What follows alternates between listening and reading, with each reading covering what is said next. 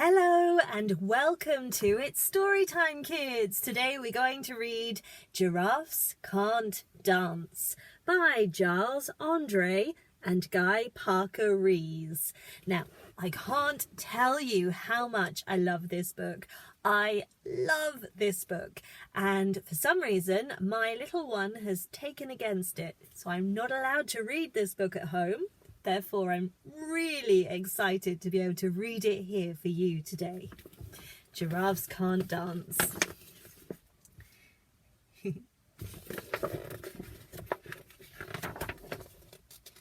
Giraffes Can't Dance by Giles Andreae, illustrated by Parker-Rees.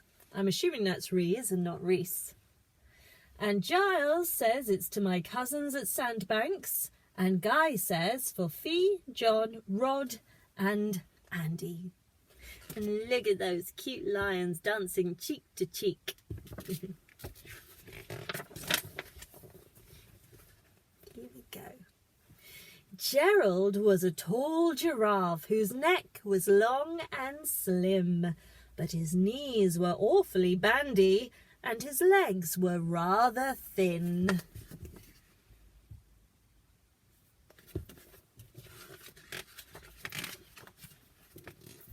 He was good at standing still and munching shoots off trees.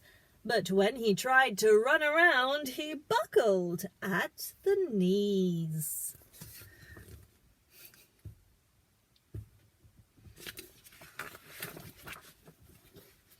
Now, every year in Africa, they hold the jungle dance, where every single animal turns up to skip and prance. And this year, when the day arrived, poor Gerald felt so sad, because when it came to dancing, he was really very bad. And that says jungle dance.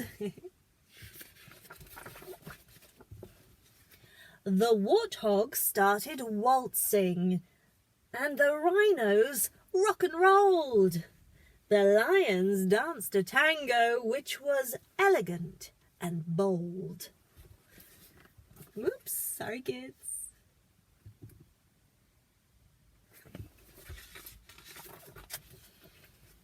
The chimps all did a cha-cha with a very Latin feel, and 8 baboons then teamed up for a splendid Scottish reel.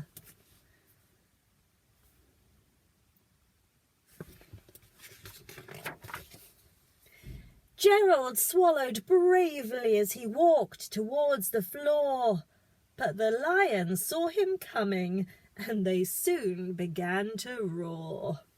"Hey, look at clumsy Gerald!" The animals all laughed. "Giraffes can't dance, you silly fool! Oh, Gerald, don't be daft!" Poor Gerald. Imagine.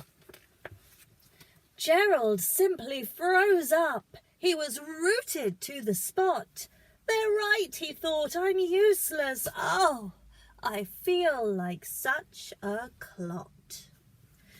So he crept off from the dance floor and he started walking home. He'd never felt so sad before. So sad and all alone. No. Then he found a little clearing and he looked up at the sky. "The moon can be so beautiful," he whispered with a sigh. "Excuse me," coughed a cricket, who'd seen Gerald earlier on, "but sometimes when you're different, you just need a different song."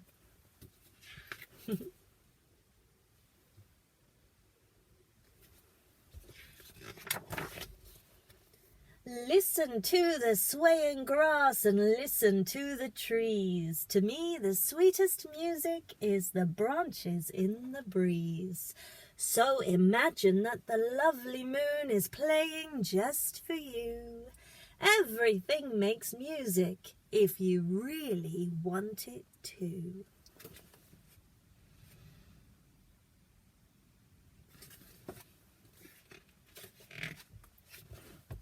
With that, the cricket smiled and picked up his violin. Then Gerald felt his body do the most amazing thing. His hooves had started shuffling, making circles on the ground. His neck was swaying gently. His neck was gently swaying, and his tail was swishing round. Oh.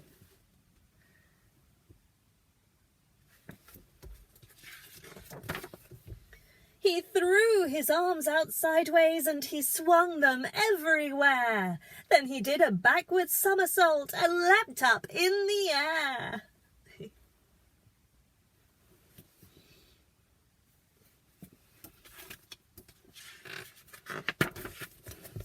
Gerald felt so wonderful. His mouth was open wide. I am dancing. Yes, I'm dancing. I am dancing, Gerald cried.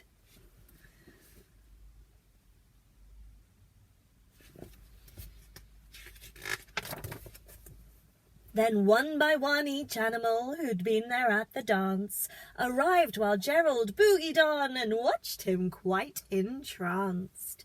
They shouted, "It's a miracle! We must be in a dream!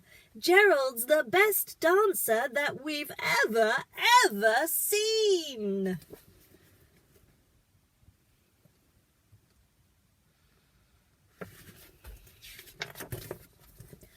"How is it you can dance like that? Please, Gerald, tell us how." But Gerald simply twizzled round and finished with a bow.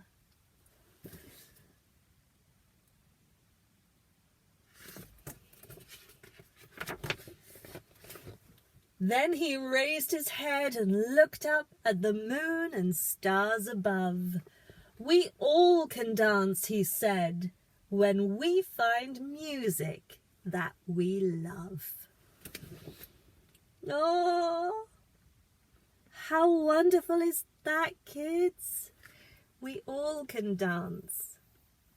Oh, basically it means there's something we're all really good at. You've just got to find it. And there, they've done Giraffes Can't Dance. That's the book we've just read. Giraffes Can't Dance Number Rumba. I don't know what that is. Maybe it's music. Giraffes Can't Dance. That's a touch and feel version. This one is an activity book. Ooh, this one's a pop-up version.